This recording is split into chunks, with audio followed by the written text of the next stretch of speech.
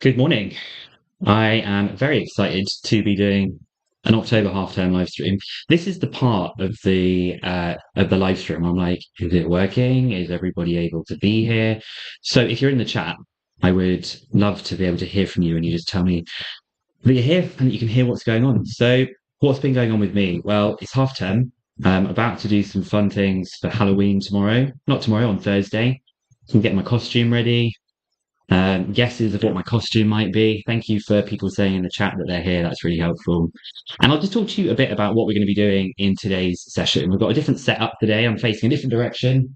Got up all these lovely rainbow balloons from a birthday party and from celebrations over August. And then what we're going to be doing in today's session is going through some questions that have been submitted, but mostly some questions from 2023. And the way I've structured the session today is I've picked out some questions from the 2023 Pure series, mostly for AS, then for some stuff for A2, and then at the end I've got some things for further maths as well. And the reason I've done it this way is because we're in, first half term. It's trying to find questions that most people should know about. So it's really good that if you're in year one, you should know about this, or you'll be seeing it soon.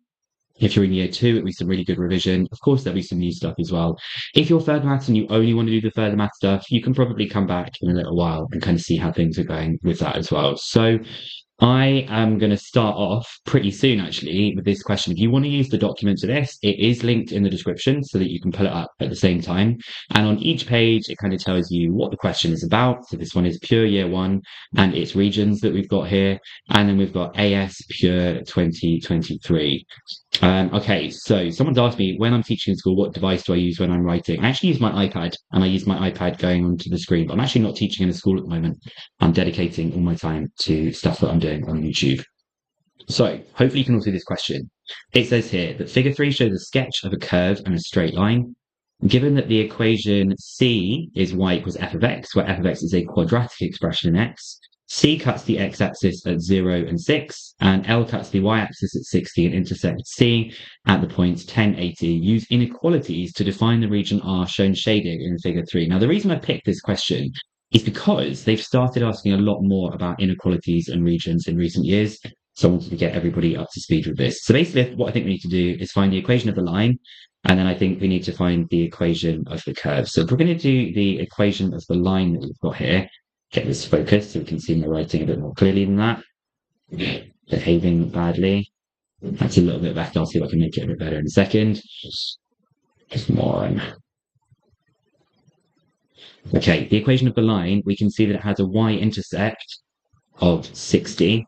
And we can also see that it's going through the point 10, 80. So we know it's going through these 2 points. We've got 0, 60, and we've also got that it's going through the point 10, 80. So we know what to do for an equation of a line. We just need to do the gradient, and we need to do the y-intercept. So I'm going to start off by finding the gradient. The gradient will be the change in y, so that's 80 minus 60, over the change in x, which is 10. So that's 20 divided by 10, which is just 2. So the equation of the line is y equals mx plus c. And this is one of the rare times where I'm actually going to be using the equation of the line that we kind of would have been used to from GCSE, right? I would normally be using my y minus y1 equals m brackets x minus x1. But this is one of the times I can actually use the old school one. Now I'm also going to do the equation of the quadratic. So for the quadratic, I know something about this quadratic. It's crossing at 2 points. It's crossing at 0 and it's crossing at 6. So that means my equation is going to have an x. You might think of it as like an x minus 0 and an x minus 6. We obviously wouldn't write it like that. We would write it as just an x and an x minus 6. But for a quadratic, to keep it as general as possible, we need to have like a scaling part that might go in front of it. So we'd put an a in front of it like this, because it could be a quadratic that's crossing at 0 and 6 that looks like this, or it could be one that's crossing like this. We need to make sure that we have that a in front of it to make sure it's going to go through that point that we want, which is the 1080 that we've got there. So I'm going to find out what this a is by substituting in x is 10 and y is 80. So y is 80 and x is 10. So that's going to be a multiplied by 10 multiplied by 10 minus 6, which is 4. So 80 is 40a. And so a is equal to 2, which means that our quadratic is therefore, going back to this one, 2x minus 6. And if you look in the equation that we've got there in the graph, we've got that it is in between the line and the quadratic like this. So we just need to express this as an inequality and say that our y values are in between those two. It is underneath the line, so I'll put the line on the right-hand side, and it is on top of the quadratic, which is my 2x minus 6. It didn't ask for any set notation or anything like this. So this should be the answer that we've got for this. I'm just going to flip to the mark scheme, and you can see we've got that 2x minus 6 and the 2x plus 16. So I'm just going to have a quick look at some stuff in the chat. We've got some people loving the balloons, which is great. And yeah, this live is going to be available afterwards. Can't share any questions from 2024 pure because the 2024 questions are locked and should not be shared online.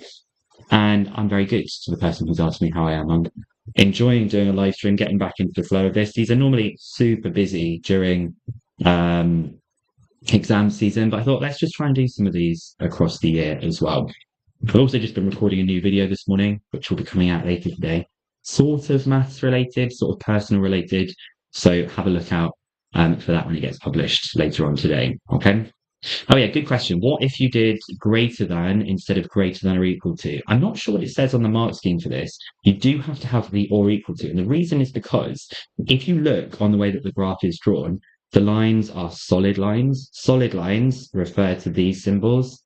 If they were dotted lines, then you would use those symbols instead. So the solid lines there were the thing that was kind of like the reveal with that, knowing that I had to go with these. We've got someone who's at uni and they missed A-level, so they're here. Very good to see you, Peter. Thank you for joining. And my topic playlists cover 100% of the spec. Yes, they do. They cover 100% of the spec. And where is the 10 and 4 from for the quadratic equation? Because when we have the quadratic equation that's written in this form here, I know it has a root of 0 and a root of 6. So I knew it had to look like that. The 10 and the 4 comes from because the fact of this coordinate 10, 80, I know that when x is equal to 10, y is equal to 80, so I substituted that y is 80, x is 10, and x is 10 at this particular part. Yeah, this would all be applicable to AQA as well. Okay, let's go on to the next question. This was actually a question that was submitted to me by IftySage on Discord. So if you want to join my Discord, it's also linked in the description. There's an option for you in there to kind of submit some of your questions, vote the questions that you want to see me go through. I think because this is the first one, people have been finding this a bit like a new kind of thing to get some of these things submitted here. So this first question, they only really wanted part C done, but I'm actually going to do all parts of this question because I think it's worth looking at. So we have that f of x is equal to 2x squared plus 4x plus 9. And it wants us to write it in the completed square form that we've got here. So we know how to do that. I'm just going to factor out the 2 from this beginning part so that I have x squared plus 2x plus 9 like this. And then I'll just complete the square on this part here. So that is 2x plus 1 squared minus the 1 plus the 9. Remember, you half that coefficient and you also subtract that thing squared. So I'll expand the brackets with this 2. So I get 2x plus 1 squared minus 2 plus 9. So it is 2x plus 1 squared plus 7 for that part A of the question. Now, part B of the question wants us to sketch it, showing any points of intersection with the coordinate axes and the coordinates of any turning point. So we should know this. We should know that because we've got it in this kind of completed square kind of form, I'll answer the question I've just seen in the chat in a second. Because we've got it in this completed square form, we know that the turning point is referring to these bits. We know that the 7 is going to be the minimum when x is minus 1, because it's for that bracket. So when x is minus 1, we know that it has a minimum point of 7. So actually, I've kind of not spread out my axis very clearly, but this minimum point here is minus 1, 7. We also want to know where it crosses the axis. That is where x is equal to 0. So where x is equal to 0, y is equal to, I would probably do this top one here. X is 0, y is 9. So that place where it crosses the axis there is 9. Now, I think somebody's already answered this in the chat. This symbol where it says that x is a member of the real numbers, it just means that x is a real number that we've got here. Nothing too fancy. So this is where things get a little bit more interesting. It says, and this is why I can see why somebody wanted this one answered. It says, describe fully the transformation that maps the curve with equation y equals f of x onto the curve with equation y equals g of x, where g of x is equal to 2 x minus 2 squared plus 4x minus 3. Now I'm going to write f of x just on the right-hand side here so we have it to look at. It's 2x squared plus 4x plus 9. Now for me, there's a few things that stand out here that are really different, okay? So I can see that this is one of the biggest differences from this part here. So I'm going to try and slowly build up from f of x to g of x. Now, if f of x is 2x squared plus 4x plus 9. I'm going to try and see what happens if I do f of x minus 2. If I do f of x minus 2, anywhere there's an x, it gets replaced with an x minus 2.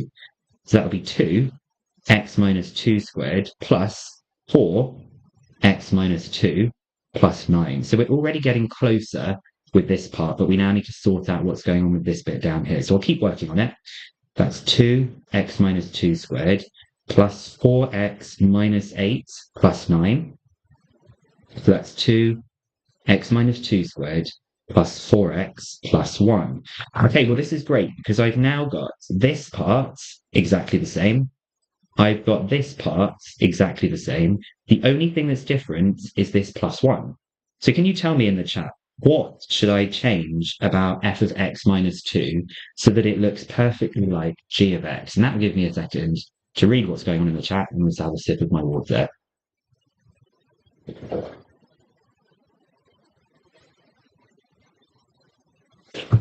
Perfect. We're going to subtract 4 from f of x minus 2, because if I subtract 4 from this thing, it will go all the way down to minus 3. So it would be 2 of x minus 2 squared plus 4x minus 3, which is g of x. So the next thing is to say, what is this as a transformation? If g of x is the same as f of x minus 2 minus 4, what is that as a transformation?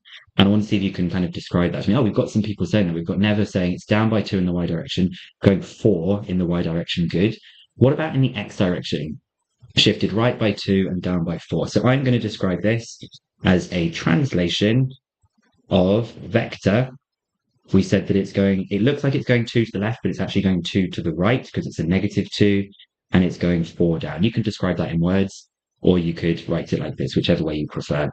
Now, I'll kind of keep this squeezed in on the same page here. We're going to answer part 2 as well. It wants us to find the range of this function. And I think this is going to be related to what we did in part A of the question, because if you look, we have 21, h of x is 21 over 2x squared plus 4x plus 9, which is f of x. Okay, that's interesting because if we look at this function, this is year 2, by the way. This is a year 2 question. We want to think what can happen to h of x given it's 21 divided by f of x.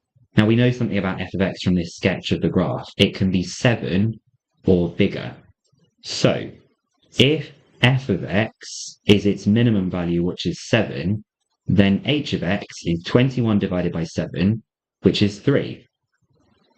If f of x goes to a very big value, what happens to h of x? When I'm talking about a very big value, I'm saying that f of x is going to one of these branches that are kind of going up here. It's either between 7 or something really, really, really big. So what happens to h of x as f of x goes to infinity? I'm doing 21 divided by infinity.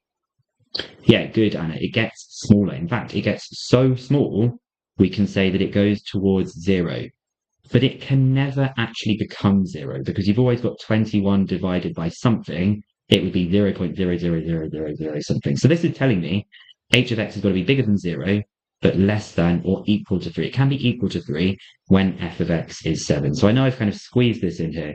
We're going to say that h of x is greater than 0 and it is less than or equal to 3. Now this is some of the year 2 kind of stuff that we got here. Yeah, that's a really good suggestion from Elite Beast. If you do put a very large value for x, you can also figure out what happens. You don't have to do this in your head. You can literally type in your calculator like 21 divided by a million. You can see it's getting close to 0, but it can never actually get to 0 as well. Okay, now we're going to go back to the next one. We're now going to go on to the next question. That one didn't have a mark scheme, so I'm just trusting that I'm correct, but we've got to trust that we're correct sometimes. Okay, laws of logs. Nice, easy question that we've got here. Is it easy? Well, we'll see. We'll see if we can all get all full marks on this. So this is from the AS Pure 2023 paper. So we have 2 log base 5 of 3x minus 2. While I'm writing this, tell me in the chat what is going to be my first step in this question? What is going to be my first step, do you think?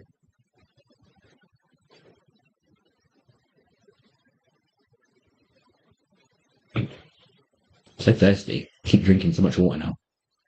Yeah, move 2 to the power. So we get, it's a log 5. That will be a 3x minus 2 all squared. I know what's coming next. I can see people sort of saying it in the quadratic. People are saying to change it to a quadratic. People are saying it in the chat. We can combine these because they're a subtract. So we get log base 5 of 3x minus 2 squared over x is equal to 2. Now we're going to use rearranging this from a logarithm to a power statement. The log has base 5, so I know there's going to be a base 5.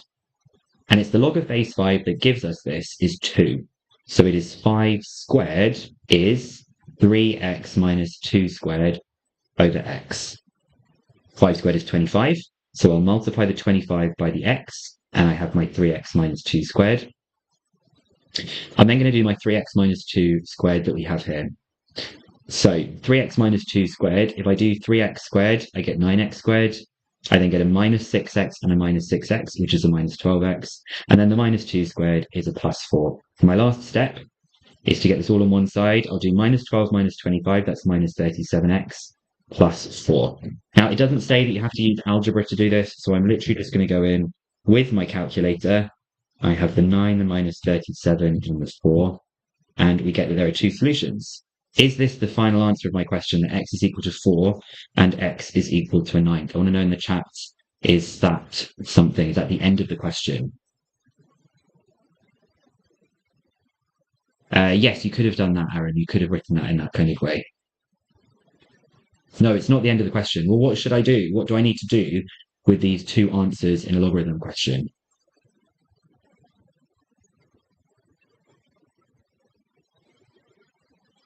There's always like a delay in these things. So I'm sort of like sat here. You're probably all chatting and you're like, why is he not responding? There's like a delay between these things.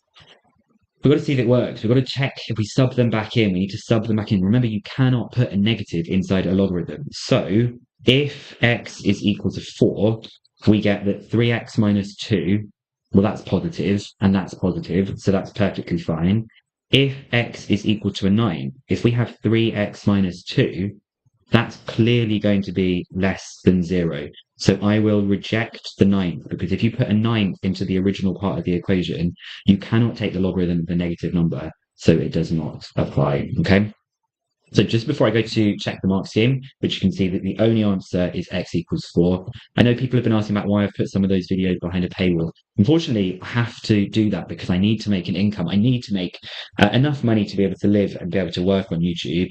And there's so few people that study the different further maths modules. It is so much cheaper than a tutor. I wish I could give them away for free. But I spent all of last year doing all of that. And I'm afraid I just can't do that for free. It's just too much of my time that goes into it, and you've got to understand that people have got to be able to make a living with these things as well. So I do apologize for that, but hopefully you might be able to afford a month here or there. Okay. So I probably will give you a bit of time to have a look through the question. Unfortunately, Anna, I don't want to waste people's time too much from like asking people like, here's a couple of minutes to go through the question. I will try next time I do a live stream to post the questions earlier so that you can have a good go at this, okay? So let's have a look through this one together. And this is again exponentials and logarithms from pure year 1 stuff. It's AS Pure 2023. Oh my God, I've just seen Ronat's in the chat. Ronat is one of the original 2020 students. He's been in all the videos. He is the first person to have ever commented on my video, and he is one of my all-time favorites. So it is so good to see Ronak in the chat. As far as I'm concerned, seeing as you're in all these videos, Ronak, you are a celeb. So yeah, one of the originals there. Okay, we're talking about a plant in this question. T years after it was first measured, modeled by this equation. We're going to find the height of the plant that was first measured. Nice and easy. First measured means that T is 0. So H is just 2.3 minus 1.7 e to the power of 0. We know that e to the power of 0 is 1. So it's 2.3 minus 1.7, which is 0.6. So I would say that the height of the plant is 0.6 meters, just because it's a modeling question. It's kind of good to put it in that kind of context as well. thank you for people. I wish I could give those videos away for free. Like that would be my dream. If I inherited a lot of money, if I became a lottery winner or something, that is definitely something I would do. But I have to try and balance what I can give away for free and what I have to charge for just so that I can sustain this as my job. So thank you for understanding. And I'm really sorry I can't do that all the time. So it says, show that exactly 4 years after it was first measured, the plant was growing at approximately 15.3 centimeters per year. What does this make you think of? It says centimeters per year. The centimeters is height. We've got the time for the year that we've got there. I think they actually should have used a word within this question. I think they should have used the word rate, find the rate that it's growing at. And I can see this in the chat that we've got here, that this is the first derivative. We are doing dh dt, and this is the clue that's given to us from the way that the question has been phrased. So I have that h is 2.3 minus 1.7 e to the minus 0.2t. You are correctly telling me to differentiate. So when I differentiate it, 2.3 doesn't do anything. This is where differentiation doesn't always follow the same rules. So we have the minus 1.7. We pull that power down, or not the power down, we pull down the coefficient of the t, which is minus 0.2, and we still keep the e to the minus 0.2t. So if I do the 1.7, I'll get my second calculator out for this. Minus 1.7 times minus 0.2, that is 0.34 e to the minus 0.2t. And it wants to know exactly 4 years later. So we're doing the first derivative because it asked about how it is changing in centimeters per year. So I'll do 0.34 e to the minus 0.2 times by 4, and we get 0.15277, which is 0.153 meters to three significant figures, or 15.3 centimeters per year. So I wanted to include this question to remind you that you do need to be able to do differentiation. If you're in year 2, you know why this differentiation works. In year 1, you just have to kind of like blindly believe that that's how we do it. But in this way, in year 2, you know, the chain rule is actually the reason of why that works. I've just seen Ronak say something. You were the best. Good luck. Such a good student. I really hope things are good with you, Ronak. If you want to let me know how things are, you can always find my email address. I'd absolutely love to hear from you and know what you're up to. So it says, according to the model, there is a limit to which the height this plant can grow. Deduce the value of this limit. Now, you've got two ways of doing this. You can either just put a big value for t into the calculator. So you could do like 2.3 minus 1.7 e to the minus 0.2 times, I don't know, let's say 2 million years. And we get, oh, the limit is 2.3. And you couldn't see that very clearly, but you can just type in as a big value. So the limit is 2.3 meters. It didn't ask you to explain why, but if it did ask you to explain why, we can say this. As t goes to a very big value, let's think what happens to this e function, e to the minus 0.2t. Well, that graph looks like this. As that gets bigger and bigger along the axis along the bottom, it goes towards 0, which means that the height just goes to 2.3 minus 1.7 times 0. So the height just goes to 2.3 minus 0, which is 2.3. So that limit is the 2.3 meters that we've got there. We've got easy mode exams in the chat. I'd love to see you do some lives, Jack. That would be awesome. Jack and I have been talking, and yeah, just encouraging like his journey on YouTube. If you haven't checked out Easy Mode Exams, does some really amazing analysis of exam papers, not just maths, stuff with chemistry, biology. I think it's chemistry, biology, and maths that you cover, isn't it, Jack? So yeah, go and check out his channel. Really, really good stuff. Never says you're doing both A-level maths and further maths. Do you think it's worth getting a graphics calculator?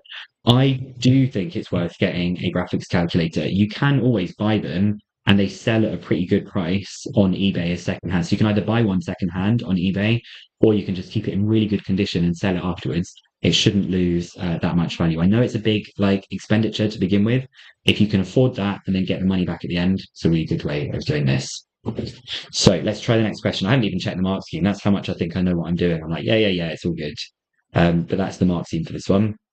And then the next question, this one you probably think this looks easy, but I wanted to highlight some really important things about this that are becoming more and more popular as we go through the exam. So some of the stuff in these live streams I want to talk to you about is not necessarily just how to answer the question, but it's exam technique that can push you to that next stage, stop dropping like 1 or 2 marks here and there, okay?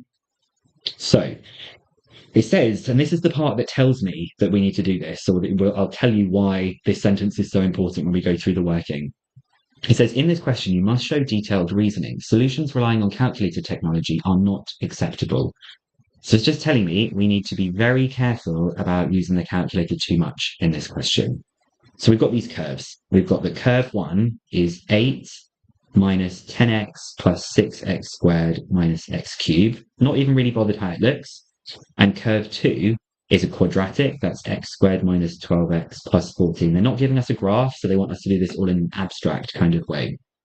Verify that when x equals 1, they intersect. So when x equals 1, I don't actually need to solve these equations when they intersect. I just need to verify it. So when x equals 1, I'll sub it into both of them.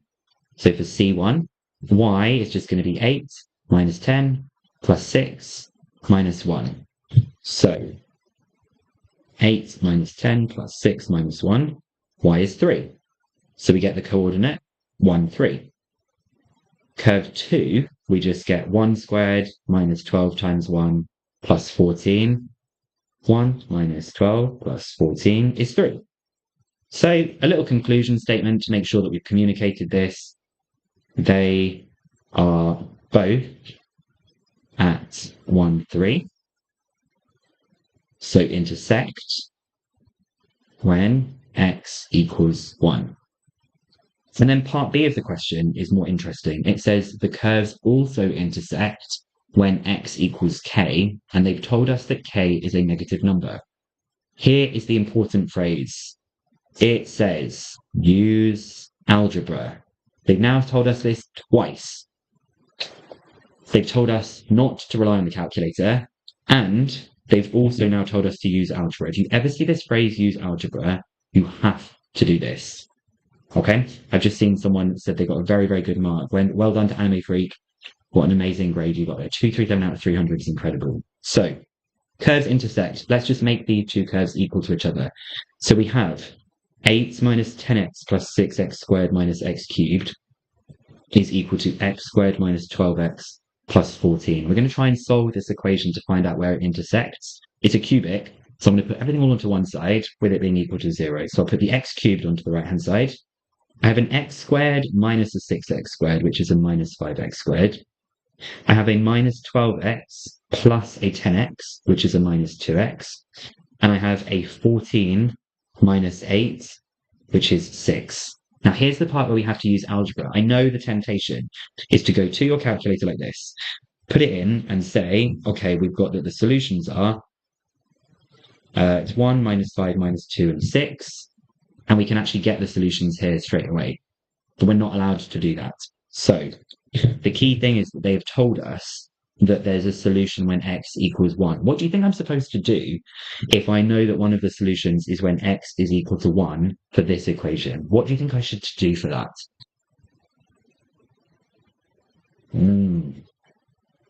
Good, Never. Good.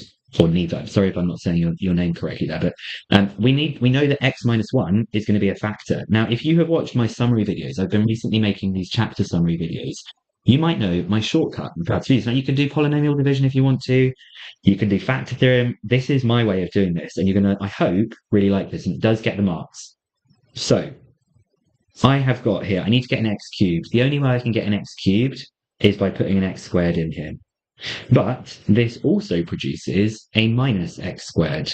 And I want to go all the way to minus 5x squared. So I've got minus x squared. I need to go down to minus 5x squared. That means I need to go down 4 more x squareds. And I can do that by multiplying the x by a minus 4x. So I've got the minus x squared and another minus 4x squared. That gives me the minus 5x squared. But with the minus 1, this gives me a minus 1 and a minus 4x. That gives me a 4x, but I want to go down to minus 2x. To go from 4x down to minus 2x, I need to send it down 6 more x's. And I can do that by putting a minus 6 in here.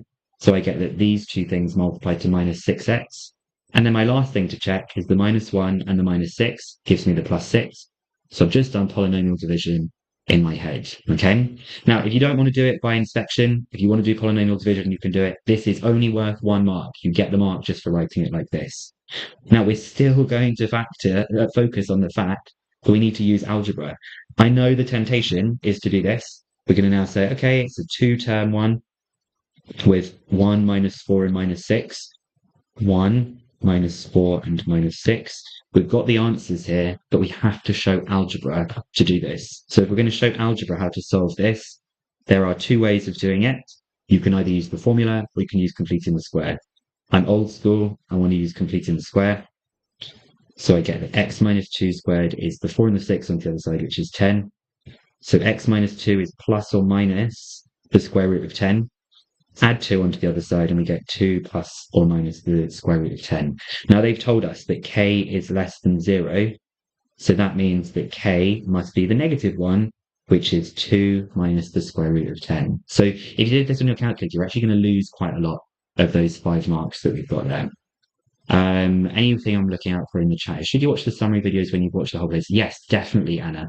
The summary ones are going to be really, really good for just kind of like pulling your knowledge together. Because I've also made the summary videos quite recently, like in the last few months. I'm also putting in a lot of my recent thoughts about how it works rather than stuff that I've just been doing when I taught like a few years ago. So I've got all my most up-to-date stuff in those summary videos that we've got there.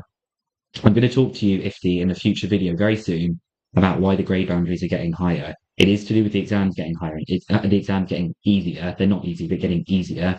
And we're going to try and think of some strategies that help us deal with this. So we've got all of that there. Those are the mark scheme that goes with it. So you can always pause the video if you're watching this back and check if you've got this too. Now, I love this question. This is becoming a really popular style of question, which is why I've included it. It's a mixed skills kind of question. And there's some sneaky little bits in this question too. I'm hoping, by the way, that there will be a summary for Pure Year 2, for Applied Year 1 and Applied Year 2, and also for Core Pure Year 1 and 2 for third math. But these videos that I make for those summary videos, they really do take me a long time. I spend a long time designing the questions and making sure that they cover everything that is required. So we have been told some things in this question. First of all, they are telling us that f-x, meaning it has been differentiated, is 4x plus a square root of x. I'm sure I'm going to need to put that in that form, plus b. And it says that the curve has a stationary point at 4, 3. Now, stationary point means that the gradient is 0 when x is equal to 4, because they said the stationary point is 4, 3. I'm not even reading the question. I'm just going to dive straight in with doing some maths, okay? Someone said, am I doing further maths this stream? Yes, if I have time, I've got 3 questions at the end that should be some stuff on further maths. So 4, 3 that we've got for this one, I'm going to just substitute 4 into it, and I know that it will be equal to 0. So f-x is going to be 0. We've said that x is 4, so that's going to be 4 times 4 plus a times by 4 to the power of a half plus b. So 0 is 16, 4 to the half is 2, because it's the square root of 4. So I get that minus 16 is 2a plus b. I'm just going to leave that one there for now, and I'm going to see if there's anything else that I know. What else have we got? We know that the curve has a stationary point at 4, 3, and it meets the y-axis at minus 5. Okay, well, if we know that this is what f dash is equal to, I know I don't even need to ask this in the chat. If I want to go from f dash to f, I obviously need to integrate. I know I'm going to see that flashing up on the chat. So I'm going to integrate this. So I will integrate the 4x. I will increase the power to a squared, and I will divide by that new power. I will increase the power to 3 over 2, and I will multiply by the reciprocal of that, same thing as dividing by that new power. I will increase b to a bx, and I will put a plus c like this. And I know something, because they've just told me that the y-intercept is minus 5, I know that this is true. I know that when x is equal to 0, y is equal to minus 5. So I'm just going to put that all into this to see if it can tell me what's going on. So y, which is the same as f of x, is minus 5. We get a 0, a 0, a 0, and a c, which means that c is minus 5. Okay, fantastic. Now, I need some other equation with a and b. Where am I going to find the other equation? Because I feel like I've already dealt with the 3 bullet points. Where is the other one coming from?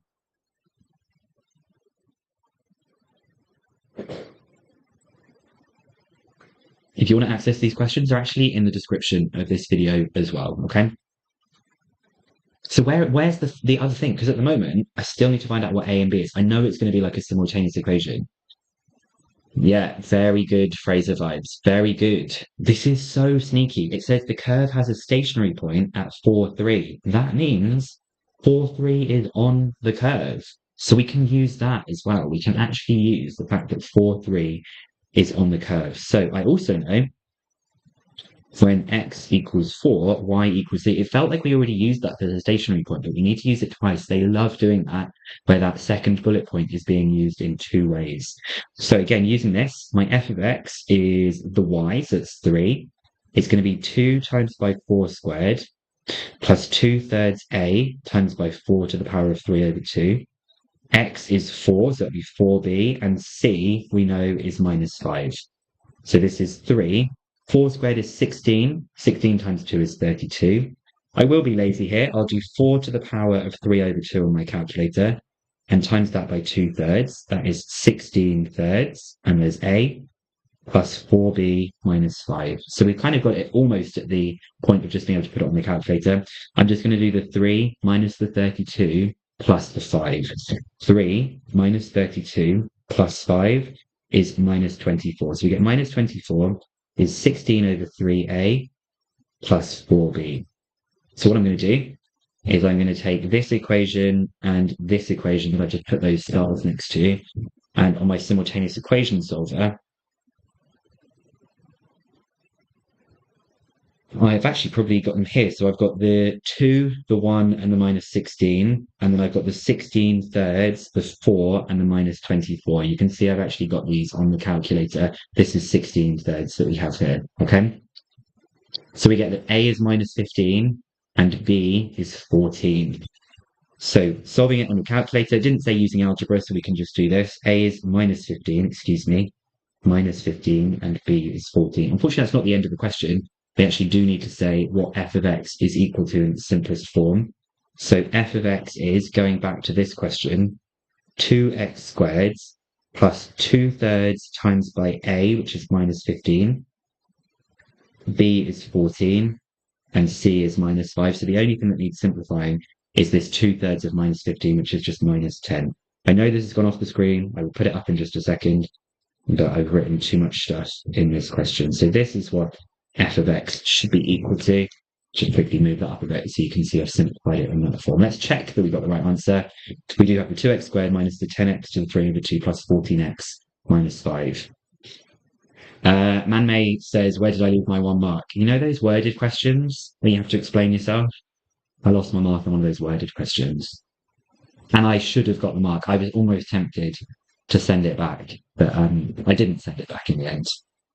Okay, I've gone kind of quick through some of these questions. So let's try now some of the year 2 stuff. If you're in year 1, I really recommend sticking around for these because you'll see that actually some of the new stuff is really, really kind of still in the same vein as some of the things that we'll be doing from year 1 as well, okay?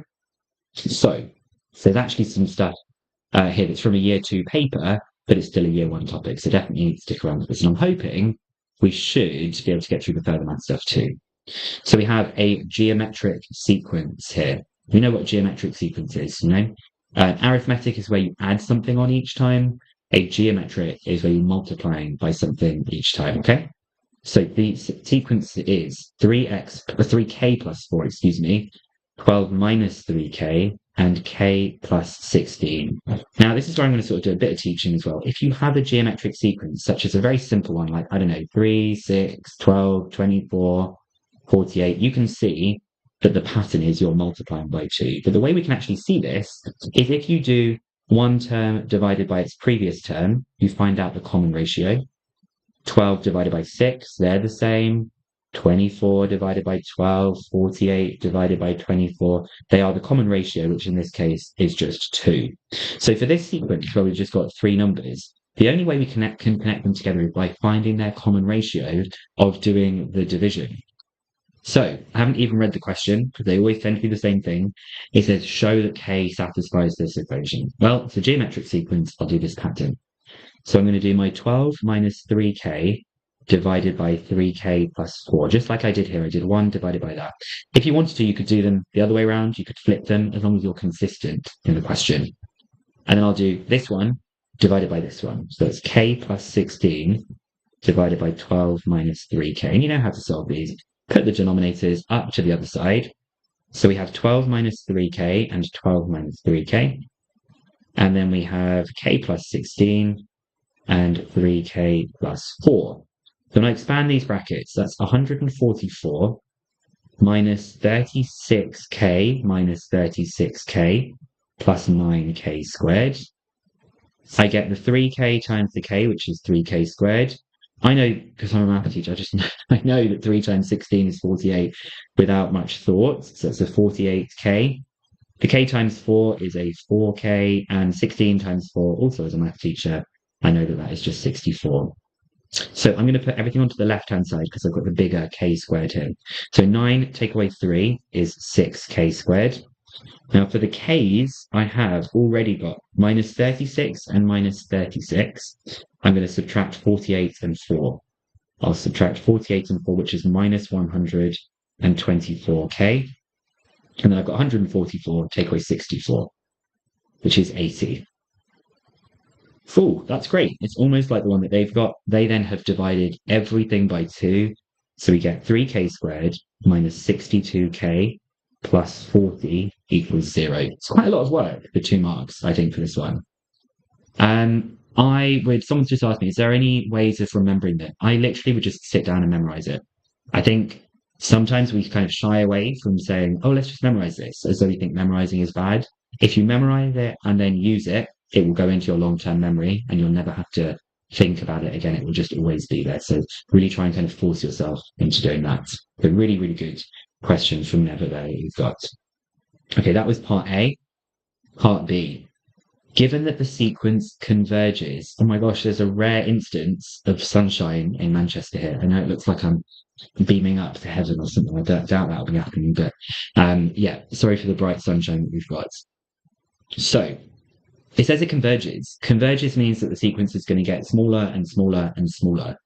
So if it's going to get smaller and smaller and smaller, that means we know something about the value of R, the common ratio that we've got here. Oh my God, this page has got so dark because of the sunshine.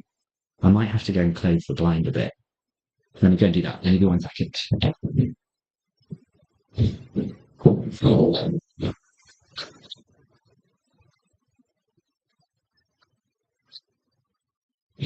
Okay.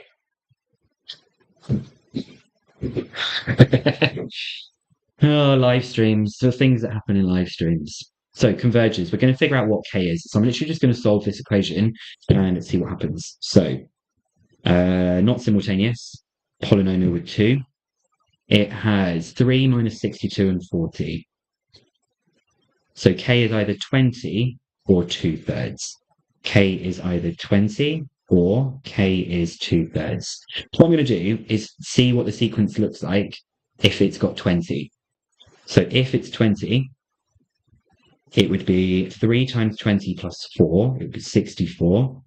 12 minus 3 times 20, it would be minus 48. And then if I do 20 plus 16, do you ever feel like doing that on the calculator? So this one is going to converge. This converges because it's getting smaller and smaller each time, okay? If k is equal to 2/3, I'll do 3 times 2/3 plus 4, it goes 6. 12 minus 3 times 2/3, it goes 10. And if I do 2/3 plus 16, it goes to 50 over 3. So this one diverges. The sequence is getting bigger and bigger with this kind of stuff, okay? So this one, we're not going to use k as 2/3, we're going to use the fact that k is 20. So it then wants us to find the sum to infinity. The sum to infinity is just a over 1 minus r. So we've actually got the sequence that's here. The first term is 64. We just need to find out what the common ratio is. Now, the common ratio is where you do 1 divided by the previous. So I'll do minus 48 divided by 64. It's perfectly fine to have a negative common ratio. And that gives me minus 3/4 or minus 0.75, whichever way you'd rather do that. So it is 64 divided by 1 minus 0.75. So 64 divided by 1.75, and we get 200 and 56/7 for this one. Actually, yeah, Fraser, really good question. You said, would you not use the fact the common ratio is less than 1? That would be more mark scheme specific. I actually think you're probably right. I think if we look on the mark scheme for this, they do say that K is 20 and gives a region, e.g. states, sorry, that this gives a value of R such that the modulus of R is less than 1. So in this case, it was that R was 0.75, which is less than 1. But when you look at that mark scheme, it does say this gives a value of R as an example. It said give a reason. So I actually think that the reason that I've given is just as good for communicating this, but I think you're right that it could be useful to kind of give some of that extra detail. So what one are we on here? We are about halfway. Again, this is now a year 1 question, but it appeared in a year 2 paper. If you do not know how to do these ones, these are so important. They come up all the time with these questions. So exponentials and logarithms is a classic one where we're taking non-linear data and we're going to try and turn it into something linear. So we have that the value is AB to the T. Let's actually read what it's talking about. The value V pounds of a mobile phone T months after it was bought is modeled by V equals AB to the T, where A and B are constants. We all know this. You buy a mobile phone and a new model comes out and your mobile phone is no longer worth as much as it was before. Okay. So let's try this. It says the figure 2 shows the linear relationship, okay, linear, between log 10v and t. And we have the t and the log 10v. Normally, we have y and x, don't we? The line passes through the points 0, 3 and 10, 2.79 as shown. Using these points, find the initial value. So we know initial value means that t is equal to 0. Well, when t is equal to 0, we can see it on the graph, right? When t is 0, they've just told us that it's 0, 3. That doesn't mean that the value is 3. It means that log 10 of the value is 3. And so you need to know with your log equations how we do this. We just say the base is 10 and the power is 3. So we say that the initial value of the phone is £1,000. Never in my days did I think a phone could cost more than £1,000. And here I am buying an iPhone that's more than £1,000. Like, my first phone was a Nokia 3210. There was no way we ever could have imagined a phone costing £1,000. Anyway, this is me now being a 35-year-old moaning maths teacher, so I should probably try and be a bit more jolly, really, shouldn't I? Okay, what we're going to do here is just find a complete equation. Now, this is a complete equation for v in terms of t, giving the exact value of a and giving the value of b to 3 significant figures. Now, I drew this up here for a reason, because we have got these 2 coordinates. We have got a 10 and a 2.79 and a 0 and a 3. Now, I could find the linear equation of this in terms of y and x, and then I can actually write what the equation is of this, and we can compare it to this one when we take logs. So I'm going to start off by taking logs of this one. I'm going to be very lazy and not write the base 10 every time. When I take logs, I get log v is log ab to the t.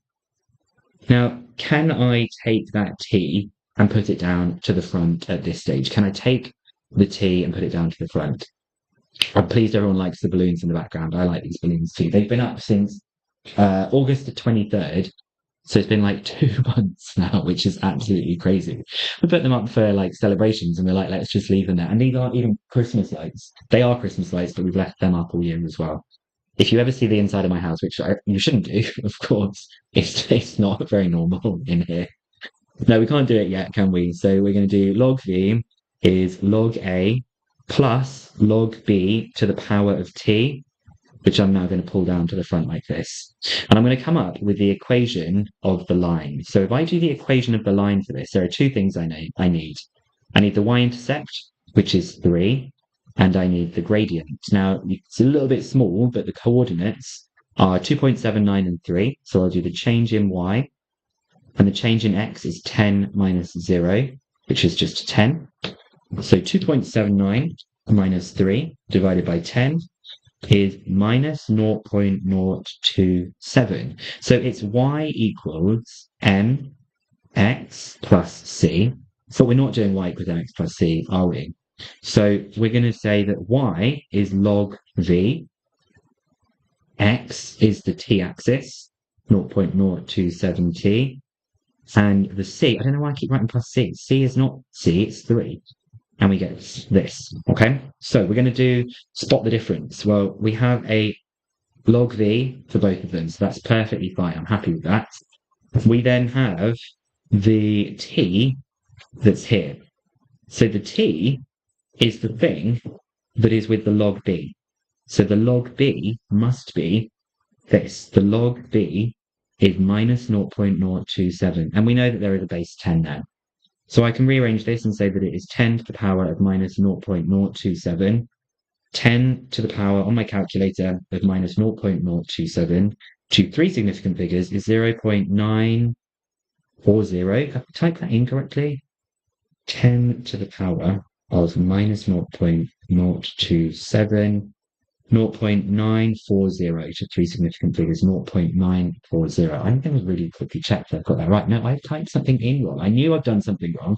This is the wrong gradient. I can't find a simple gradient because it's not 2 points. I typed in my calculator wrong. 2.79 minus 3 divided by 10 is not 0.027, it's 0.021. So that's wrong. It should be 0.021. I did the question yesterday, I think, and I knew that the number didn't look right there. So I'll do 10 to the power of that, and we get 0.953 to three significant figures. Now, my last thing in this spot the difference is the only other thing that's left is the log A. So that means that the log A is 3, which means that A is 10 to the power of 3, which is 1000. So the complete equation is that V is equal to AB to the T, A times by B to the T. And we know that this thing, what does this 0.953, what does that actually mean is happening every month? Or what does that mean that is happening to, roughly, what does that mean is happening to the value of the mobile phone every month that we've got there? I'm just reading through some of the stuff. Ifty says these log questions are glorified. Why it's x plus c? Absolutely. Yeah, I have no idea how the balloons have not lost any air, Aaron. It's so weird. I don't know why they've not lost air. You could use the equation B to find out the initial value, or would you have to do it the way you did it? So, Anna, you don't have to do it the way I did it. I just find my way of doing this is just a surefire way of it always working. So if you can understand this way, it's kind of good to do. Yes, the proportional decrease in the value of the mobile phone per month. Fantastic. It decreases proportionally. It's kind of showing that every month it's going down by 5% that we've got there. How do you know when we have to log the values? If you get an equation that looks like this, and they want you to put it into something that is linear, to go from something that becomes linear, we have to take logarithms in order to be able to do that. Okay? The pen I'm using, I like this pen. I feel like I'm doing those stupid YouTube videos where they put a hand behind it. Anyway, it's the Uniball. It's really, really good. Love these pens. So we've got the complete equation. We just now need to do part C. It says exactly 2 years after it was bought, the value of the phone was £320. Wow, that is a massive loss in value. So 2 years. Remember, the question is all in months. So it's 24 months. So I'm going to use our model to find out what it is. So I'm going to do 1,000 times by 0.953 to the power of 24. You can use the rounded version for this. 1,000 times by 0.953 to the power of 24. And it is to three significant figures, £315 to £315 to three significant figures. This is very close to 320. This is very close to 320. So the model is reliable. If you haven't watched my videos on this before, I know it's kind of gone off a bit at the bottom. We say that if it's more than 10% away, and clearly £5 difference is within 10% difference, 10% is £32, so it's definitely in like a close range that we've got for this. Yeah. What have we got here? When calculating percentage difference between the values, at what point would you say the model is not reliable? 10% above or below is not reliable. The red hair is never coming back. If you haven't seen my further maths ranking video, you'll see that the red hair is like my worst haircut. Why did I do red hair? Why did I do red hair? How you did A, I think I think Anna, you could have mixed up A and B together. It's unusual for them to answer it in this way. If you wanted to, you could do part B, and then you could answer part A and say, using part B, the value is 1000 as well. If you said it's not reliable, you would lose the marks for this. If you're right, maybe I should bring the mullet back. But mullets are very, very trendy right now. I need to find like a new weird haircut to have. So there's the mark scheme for it. I will also put the version of this PDF that's got the mark scheme. The version I put was obviously one without the mark scheme, so I'm a bit sneaky with that. But I'll put this version up afterwards. Okay. So let's see. We're doing pretty well. We've got about 35 minutes left. That should give us enough time to do these questions. I hope we get to the core pure stuff. I thought let's do some proof. This is actually a year one proof, but it's at the end of an A-level paper. There is something very sneaky about this question because it says prove using algebra. We could prove this in a different way, but we are going to prove this using algebra. Anyone got any suggestions about what kind of proof this is going to be? Given that I've said it's a year one proof, so it's not a proof by contradiction. We will be doing some expansion, probably, but not just yet. I'm trying to prove that it's always odd. That it's odd for all n members of the natural numbers. I can't do a counter proof for this one. Good. People are talking about, I don't want to do it for proof. And okay, so people are saying doing it for positives and negatives. Natural numbers, by the way, are like the numbers that you would have seen in nature if you were a caveman. 1, 2, 3, 4, 5, 6. So they're just positive integers. I've seen it from someone whose username I can't read because it's in a different script, and it has shown that it's for even and odd. This is a proof by exhaustion. We are going to exhaust the two options by looking at the even numbers and the odd numbers. Now, if we want to do it without algebra, it kind of is pretty easy because you can say, well, if it's an even number, this becomes an odd number because you're adding 1 to it. An odd number cubed is an odd number. An even number cubed is an even number. An odd, take away an even, is an odd. It's just a lot of words to write, but they've asked us to do it using algebra. So I'm going to let n be an even number, like 2k, and I will sub it in to n plus 1 cubed minus n cubed. So that is going to be 2k plus 1 cubed minus 2k cubed. 2k plus 1 cubed, think of your binomial that you've got here. We know that it goes 1, 1, 2, 1, 1, 3, 3, 1. So for the binomial, these are the coefficients 1, 3, 3, and 1. So 2k plus 1 cubed, we'll do some binomial expansion. We'll have our 2k cubed. For our next one, there's going to be the coefficient of 3, the 2k squared, and then just the 1. We'll have the coefficient of 3, the 2k, and then the 1. And then we have the 1 cubed. And then we're subtracting 2k cubed that we have like this. So I can immediately see that the 2k cubes are going to cancel. And I can just look at these ones. So 3 times 2k squared, that's 3 times 2 times 2. That is 12k squared. 3 times 2k is 6k, and we get plus 1. Now, to show that it's odd, I can obviously just take a factor of 2 out of these and leave this extra plus 1 at the end. So I'll say, hence, it is odd. Now I'm going to do the same thing, but I'm going to exhaust it by doing the odd numbers. So I'll do 2k plus 1. If you want to, you could do 2k minus 1. I imagine people would probably go with the 2k plus 1. So it's going to be 2k plus 1 plus 1. So 2k plus 2 cubed minus 2k plus 1 cubed. 2k plus 1 cubed. Now, I've actually worked out the 2k plus 1 cubed over here, so that will save me some time. But I'll do this part that we've got. So 2k plus 2 squared is going to have my 2k all cubed. I will then have the 3 for the binomial coefficient, the 2k squared, and this time a 2. I will have a 3 for the binomial coefficient, the 2k, and this time a 2 squared. And then for the last part, I have the 2 cubed. From that, I'm going to be subtracting the part that I did earlier, which was my 2k cubed, my 3 times 2k squared, my 3 times 2k, and my 1, like this. Now I can see, without expanding it, that that one is going to cancel with that one. So I have 3 times 2 times 2 squared. So that's 3 times, so that's 6 times 4, that's 24k squared. I have 3 times 4 times 2. Yeah, I'm just going to go on my calculator, 3 times 4 times 2, that's another 24k. And I have an 8, so I've got those three. And from it, I'm going to be subtracting the 3 times 2 squared, 12k squared, the 6k, and 1.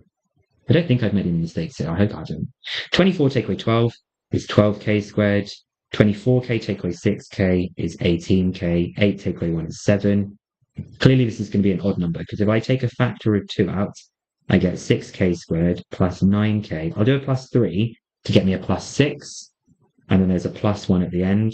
Hence, it is odd. Now, I'm not going to do the last part, which is to write a final sentence saying, hence, I have proven using algebra n plus 1 cubed minus n cubed is odd for all n as natural numbers. But I'm not going to do that because you're going to just get bored of watching me do this. So I've done it in a slightly different way to them, but they've just because I've got like my final parts are a little bit different. I like it with 2 times something plus 1. You can see that they've factorized in a slightly different way, but I know for a fact we would get this. Notice how in the mark scheme, they've got the hence odd for all members of n as the natural numbers. Okay, so you do need to have that part where there's the star that is in this bit.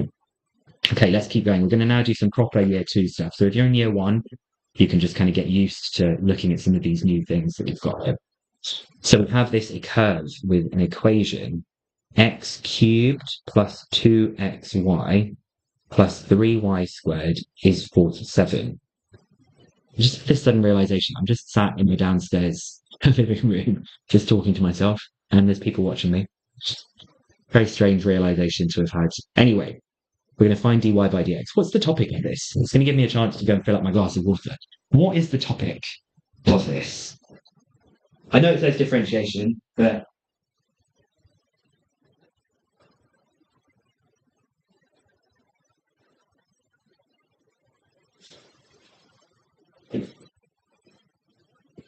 it's implicit. Very good, Caleb. It is implicit. So we're going to do some implicit differentiation for this. Pretty easy, actually.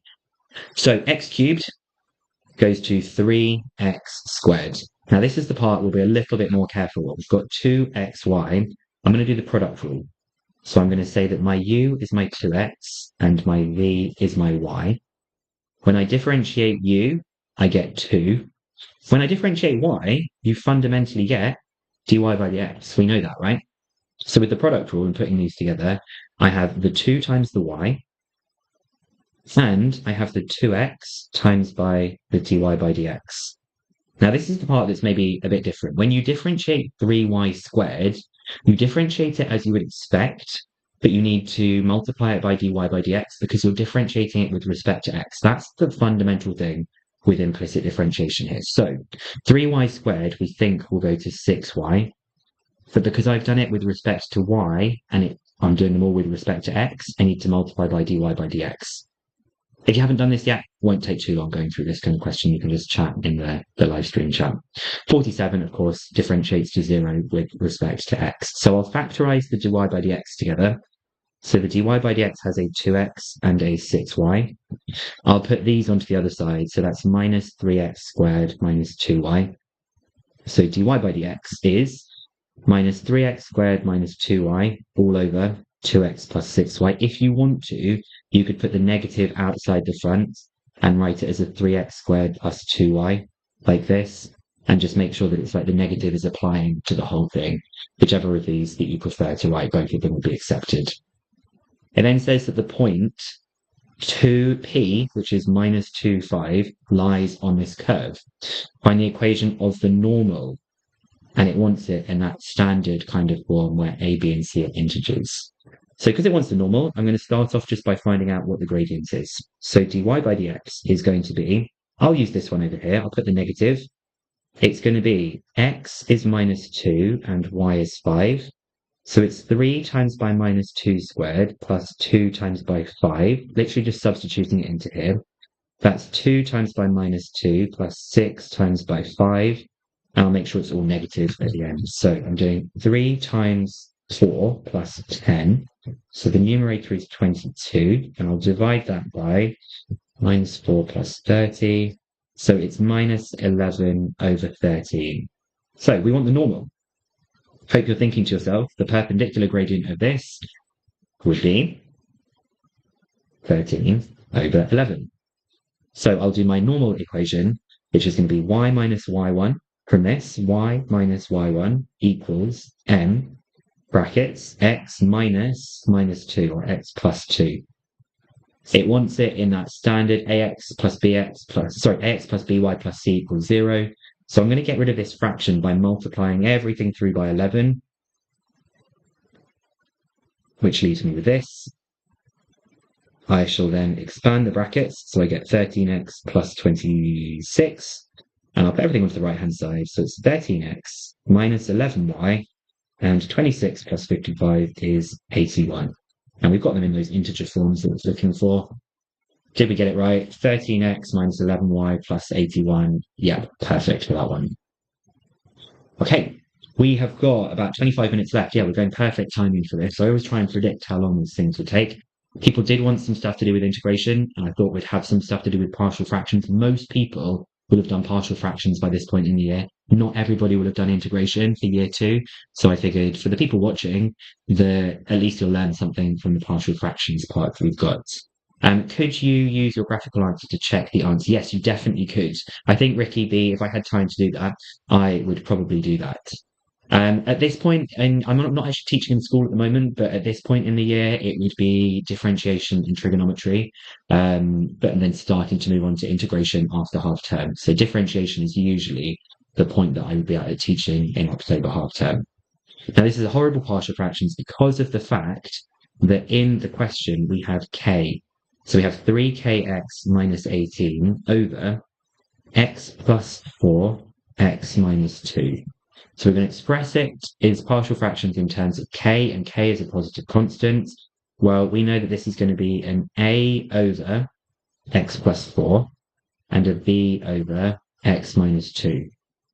So we get the 3kx minus 18, the numerator part will be the a times by the x minus 2, and the b times by the x plus 4.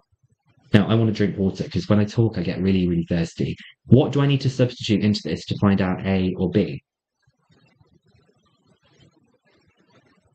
To the person who asked about advice about anxiety and stuff, will you remember to ask me that at the end of the session? I would love to talk a bit more about anxiety and how you deal with that kind of stuff for exams, because I've got some really useful tips as well. So make sure you just ask me that at the end. Yeah, we're going to sub in the x is 2 and then the x is 4. So when x is 2, you've got 3k times 2, which is 6k minus 18. That part disappears, and you just get 2 plus 4, which is 6b. So I can luckily divide this all by 6. So we get that k minus 3 is b. And when x is 4, we have 3 times 4, that's 12k minus 18. And we get the x is 4, so that, oh, not 4. That's not right, is it? X should be minus 4. I did that wrong. So if x is minus 4, we get minus 12k minus 18. And that then gives me, when x is minus 4, you get minus 4 minus 2, that's minus 6a. So if I divide by minus 6, the negatives will go. Divide by 6, and you get 2k plus 3 is a. So this means that f of x is a is 2k plus 3, and b is k minus 3 over x minus 2. Now, before I go further forward, I want to check I've got that right. So I do, which is good. Okay, now we've got some integration. I told you there'd be some integration here. It's not the craziest of integration, but actually this is more about the equation that comes afterwards. So find the exact value of k, for which when you integrate f of x between minus 1 and 3, you get 21. So I'm going to integrate between minus 1 and 3 this expression, which is 2k plus 3 over x plus 4 plus k minus 3 over x minus 2 with respect to x. Now, the interesting thing here is that the k is just a constant. So we're going to kind of ignore the k to begin with. Let's just imagine about what it's like to integrate 1 over x plus 4, because that 2k plus 3 is just a constant. It's just going to be there. So the 2k plus 3 is just going to be there. When you integrate this, anyone can tell me what they think this is going to be. What does 1 over x plus 4 integrate to?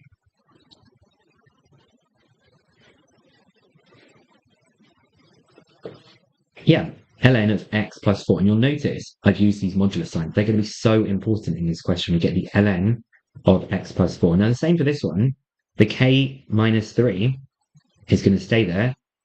And it's just going to be the ln of x minus 2, like this. And this is between minus 3 and 1. I'll deal with the 21 that's in the question in a second.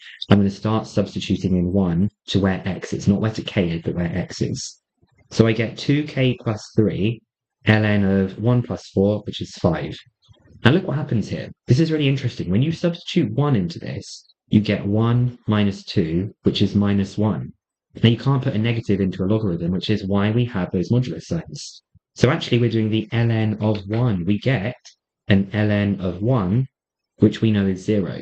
So I'm not even going to bother writing this part down in the hope of saving some time, but maybe I'll just write down it's a plus 0. Then I'm going to subtract when I substitute in 3. So that's the 2k plus 3. I'm going to have, substitute in minus 3, excuse me. We're going to do the ln of minus 3 plus 4. That's just ln of 1. In fact, that thing is 0 as well. And then I'm going to have my k minus 3, the ln of minus 3 minus 2 is minus 5, but it's got the modulus signs. So it's just ln 5. So it is 2k plus 3 ln 5 minus k minus 3 ln 5. Now we can take a factor of ln 5 out of both of these. If I take ln 5, I have 2k plus 3, and I'm going to subtract the k minus 3 from it. So it's ln 5, 2k plus 3 minus k plus 3. So it's ln 5, 2k minus k is just k, so it's k plus 6. Now I know that this thing here is equal to 21. So if I just write this here, that ln 5, k plus 6 is equal to 21. I'm going to divide by the ln 5, so I get 21 over ln 5. And I'm going to subtract 6 from that. So I get, and you can just about see it on the page. K is 21 over ln 5 minus 6. Now you could probably have expanded all of this if that was easier for you to make K the subject. I did this kind of trick for doing this as well. Yes, I am going to do some of this live stream on further maths because I think my next question is now all further maths. Okay, so we did get that correct answer for this. Now, if you are not doing further maths, why not stick around and see some of the algebra that comes with this? If it's kind of fun. But we have now got 15 minutes to do 3 further maths questions. Let's do this. So I've picked some topics that will be suitable for year 1 and year 2. We're going to do this series topic from Core Pure year 1. Okay, use the standard results for r squared and r to show that the sum of, I'm not going to bother writing this on the top and bottom all the time because I'm being lazy today, but you should. I want to show that it is equal to this thing. Okay? So I will start off by expanding this bracket. 2r minus 1 squared is 4r squared minus 4r plus 1. So this is the sum of 4r squared minus the sum of 4r plus the sum of 1. So I'm actually going to take these 4. I'm going to take the 4 out to the front. I'm going to take the 4 out to the front, and that one I will just leave like this. Now, hopefully you remember these formulae. We know that the sum of r squared is a 6n, n plus 1 to n plus 1. And the sum of r is a r, n, n plus 1. So I'm just going to put those in to the formulae, okay? So this is 4 multiplied by this one. 4 over 6n, n plus 1 to n plus 1. I'm then going to put the 4 into this one, so that's the 4 over 2n, n plus 1. And we know that the sum of 1 from r equals 1 to n is just n. So I'm just going to tidy it ever so slightly by simplifying those things that we've got here. And then I'm going to look at what we've got here as a clue. You can see that the clue for this is that we have this n at the front. I'm going to do the 3 afterwards. You can do the 3 if you want to as well. This is for EdXL, by the way. So I'm going to take the n out of all 3 of these things. which would leave me with, I'm removing that n, and that n, with 2/3 n plus 1 2n plus 1 minus 2n plus 1. And when you remove that n, obviously it leaves you with just a 1 behind when you factorize it. So this is 2/3. Expanding these double brackets, it's spare the maths, so I'm going to go pretty fast with this. 3n plus 1 minus 2n minus 2 plus 1. I will then expand all of this section that we've got. So that is 4/3 n squared. 2/3 times 3 is just 2n plus 2/3 minus 2n minus 2 plus 1. We get these two terms cancelling, and then we've pretty much got what the answer is. We have the n, the 4/3 n squared, and then the 2/3 minus the 2 plus the 1, which is minus 1/3. So my last step is to make it look like exactly the thing in the question, which is the n over 3. So I will take the third out of both of them, and I get the 4n squared minus the 1 like this. So quite a lot of marks, pretty standard question for an AS paper. But then part B maybe is a little bit more challenging for this one. It wants us to determine the sum of the squares of all positive odd 3-digit integers. Well, this 2r minus 1 is obviously giving us odd integers, okay? And we need them to be 3-digit. So that means the first 3-digit odd is going to be 101, and the last one is going to be 999. So for 101, I need to find out what is going to be like the bottom value and what will be the top value. So I want 2r minus 1 to be 101. That means that 2r is 102, so r is 51. Okay, so I'm going to be summing from r equals 51 on the bottom part for 2r minus 1 squared. Let's find out what the top number will be. So 2r minus 1 is 999. 2r is 1000, so r is 500. So I'm going from 51 to 500. That will take me from 101 to 999 and add all of these things together. Now I've kind of already got it worked out here, but I'm going to break it down first of all. The formula that I have only works from r equals 1 to n. So I'm going to do from r equals 1 to 500, and I'm going to subtract from it r equals 1 to what? What should be the number that goes on the top so that I can quickly just get myself a bit more of my water?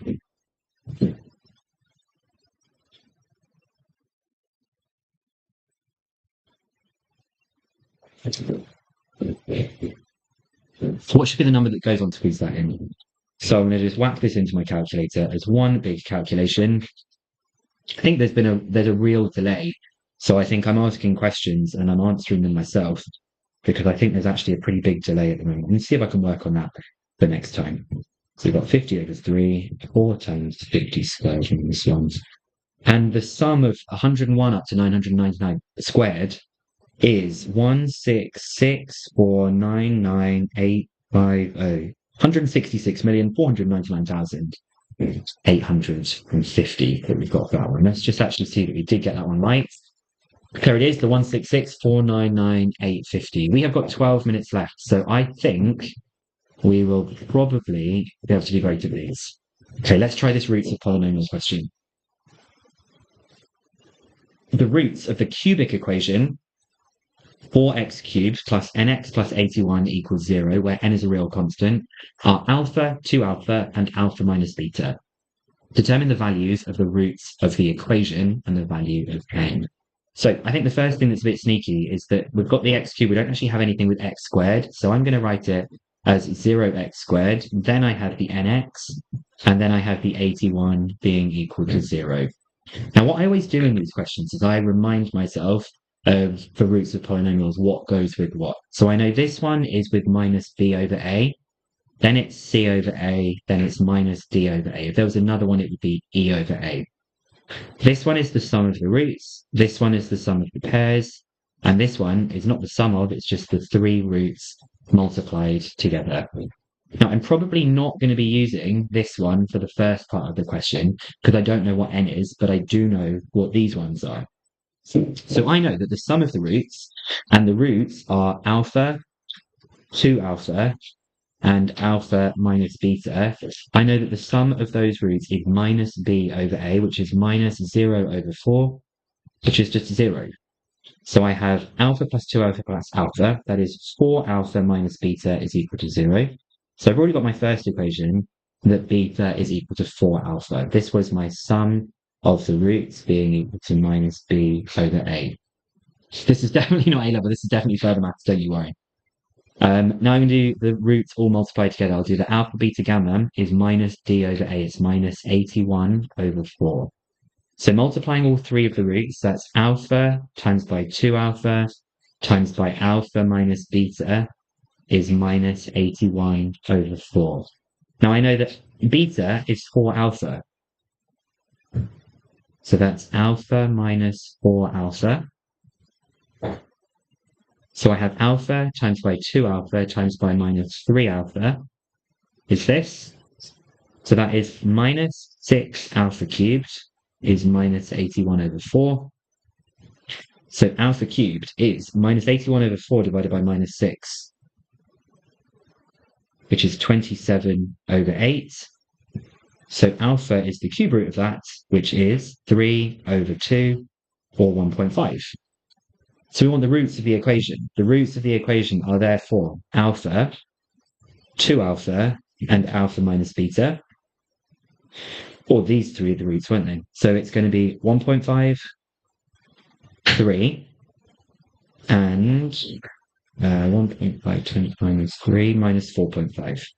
1.53 and minus 4.5 as well. Okay. What are we going to do now for part B? These are the three roots. We're going to find out the value of n. The value of n, the value of n. Oh, we haven't used this part. So we're going to do the sum of the pairs is c over a. So 1.5 times 3. We'll do the 1.5 times the minus 4.5. I'm literally doing the pairs of all of these things here. And the last one is the 3 times by the minus 4.5. That's the sum of the pairs. That is equal to c over a. C is n and a is 4. So I'll do 1.5 times 3 plus 1.5 times minus 4.5 plus 3 times minus 4.5 times that by 4, and we get that n is minus 63. So really classic roots of polynomial question that we've got there, okay? Why is gamma alpha minus beta? Oh, when I did alpha beta gamma here, the alpha was the first root, the beta was the second root, and the gamma was alpha minus beta. So alpha, beta, and gamma were just the names that I was giving to the three roots. This is kind of like the standard formula, but the actual roots themselves are alpha, 2 alpha, and alpha minus beta.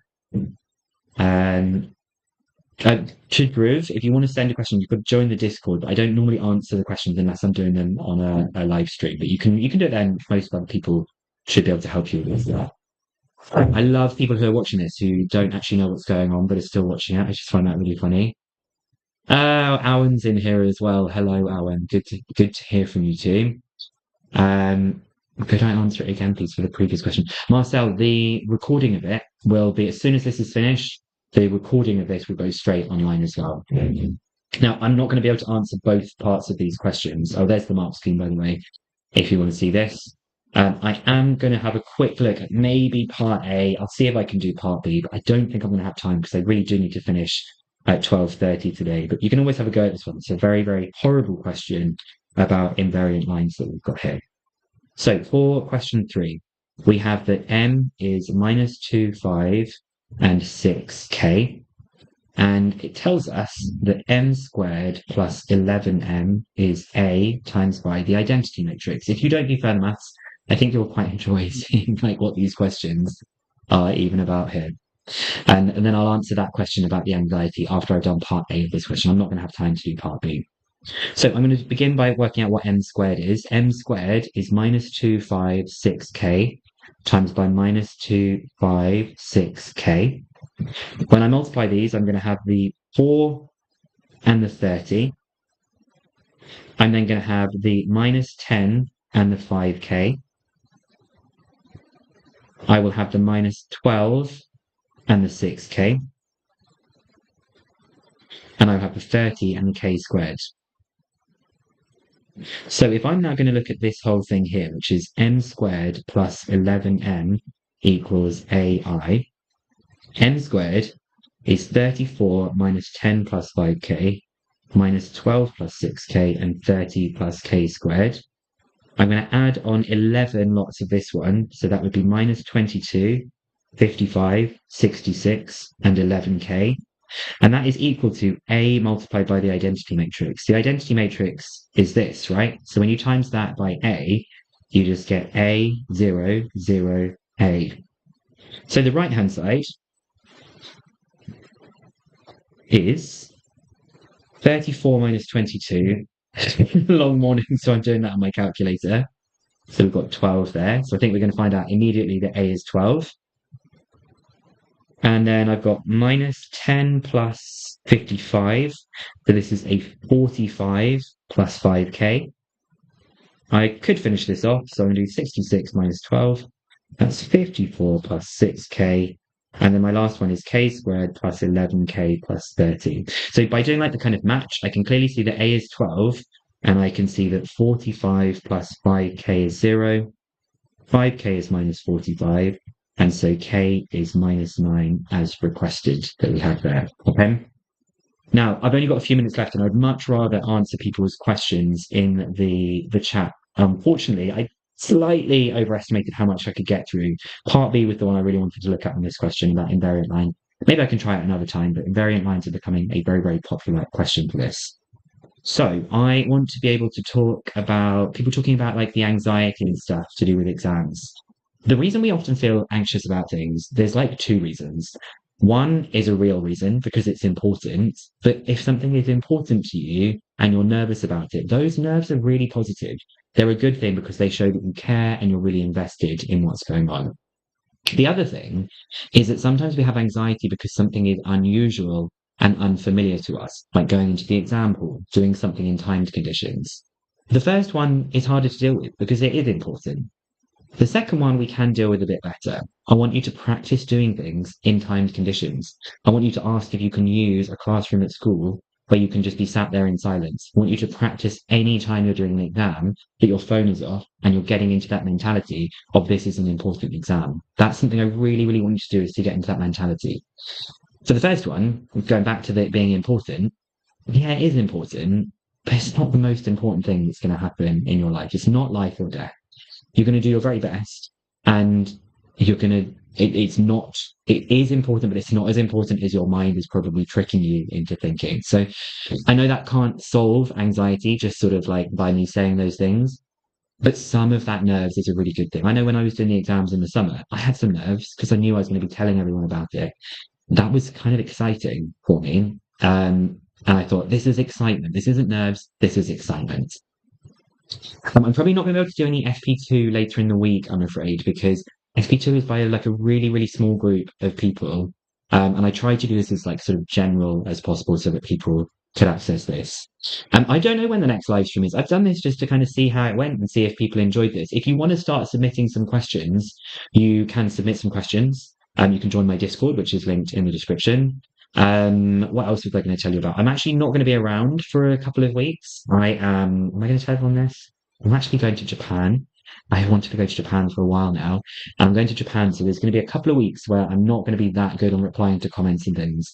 But I am so excited. It's like a dream place to go and visit. I can't wait to go and do that. Yeah, I'm going to answer some other questions that we've got here. Yeah, Marcel, you do have to do the X and the MX plus C here. You can't just do the X and the Y for this. What else have we got here? We've got some people who are just happy to be here. That's so nice. How would you recommend revising both year 12 and 13 content maths? So the summary videos that I've been making, Anna, are really good to make sure that you kind of understand it. If you understand it, just go straight to practicing exam questions. If you're not sure you understand it, then you want to kind of go back and sort of go through some of those things. But in terms of revision, it's just about timed practice all the time and making sure it's always exam questions for that kind of stuff. Elite Beast, when am I going to do a stats and mechanics stream? Probably in December time or maybe late November when I get back from my trip to Japan. I think I'm unlikely to do videos on higher level stuff at uni stuff at the moment. I'm going to say that. However, I did say I would never do decision maths, and I ended up doing decision one and decision two. So I've learned to kind of never say never with any of these things. Are the review exercises in the textbook fine as the only source of revision for maths? I wouldn't do them as the only source of revision. The review exercises are good because they pull from lots of like old spec exam questions, but you need to make sure that you're familiar with like the questions that are on the screen right now. Like, how do you answer some of those new style of questions? So they're fine, but I wouldn't use that as your only source for this. Oh, we've got someone who's a 35-year-old doing A-level maths and further maths. Why? For a career change. That's so exciting. I'd love to know what kind of career you're moving into. I'm also 35, and now this has become my career is doing this. So like anything can happen with maths. It's so, so good. We're going to go with Bicen because Bicen means Mr. Bicen or Mr. Bicen in Turkish. And so look out for a video later. There'll be something coming about my experience with Turkish as well. Is the further math CP2 calculus much harder than the year two stuff? It's not that deep. No, it's not that deep. It's basically once you've understood year two integration, the further mechanics stuff is just like adding on a few things. It's not much harder. Okay. And what else have we got here? How do you prepare for admissions tests? Do you go over maths and further maths content first to help out with subject understanding? You could join my Discord. There are people that are doing admissions tests in there, just practicing a lot of those questions using the mark schemes and trying to learn what the examiner is trying to teach you in those admission tests, that we've got there. On Thursday, actually today after this, I am going to stay with some of my friends who actually trained to be a teacher with, and some of them have got kids, and we're just on Thursday, we're having like scary movies and getting dressed up as like different Halloween things. I'm going as a character, not as the killer, but I'm going as the character from Scream, but I won't tell you which character. I don't know if a photo will ever pop up, but I'm going as a character from Scream, which is an iconic scary film, I think from the late 90s that I was obsessed with when I was a kid. And I think they're now on Scream 7. I think there's like so many of those kind of films as well. Yeah, my live stream is going to be accessible after I have finished streaming as well. So, would I ever consider some STEP support program questions? STEP is a little bit beyond me at the moment because I haven't spent much time with STEP. I'm probably more concentrating on wanting to make my A-level content as like tip top as possible. So thank you so much for joining me in this live stream. When you see my video later that's about my new topic that I'm looking at, please give it a watch. Do like it. If you're watching this and you're not subscribed, please be subscribed. I'm really trying to hit that 100k subscribers as soon as I can do. That's a real sort of YouTube goal of mine I would like to reach. So even if I've helped you a little bit, that kind of stuff is very, very useful for me. Okay. How did I become so handsome? I was born this way, born this way. Oh God, here we go. We've got all the mad chat coming at the end here. So I think we're just going to close this down now, right? Okay. Guys, I hope you have a fantastic half term. Get some revision done, but most of all, have a bit of relax, get yourself recharged, get yourselves ready for the next half term's a tough one because it's dark in the evenings. So just kind of get yourselves ready for that. Okay, guys. Have a good one. See you soon. Been really, really nice today. Samir, that's what my video is going to be about later if I speak Turkish or not. So have a listen out for that one. Thank you so much, guys. See you later. This chat is getting bad. Time to stop.